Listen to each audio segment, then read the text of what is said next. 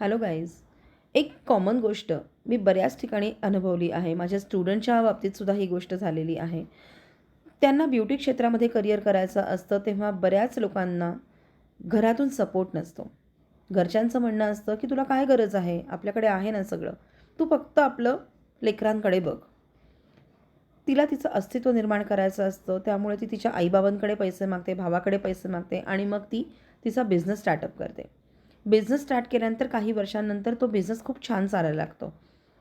तेव्हा हे घरचेच सांगतात की ही माझी सून आहे बरं का, किंवा ही माझी वाईफ आहे. अभिमानाने सांगतात. सो मला फक्त एक सांगायचं आहे की जर तुम्ही तिला स्टार्टअपला जर तुम्ही तिला थोडा टेकूच दिला किंवा चल तू लढ, मी आहे, असं जरी म्हटलं ना तरी मरेपर्यंत तिच्या लक्षात राहील की माझ्या नवऱ्याने मला बिझनेस स्टार्ट करण्यासाठी पहिल्यापासून सपोर्ट केला होता. आणि मग ती इतक्या आनंदाने बिझनेस करेल ना की घर आणि बिझनेस हे दोन्ही खूप छान पद्धतीने सांभाळू शकते. अशी बरीच उदाहरणं आहेत. अनेक स्त्रिया जातात घराबाहेर, कामं करतात, नोकरी करतात, टीचर आहेत, डॉक्टर आहेत, आय टीमध्ये आहेत. त्याही घर सांभाळून करतातच ना.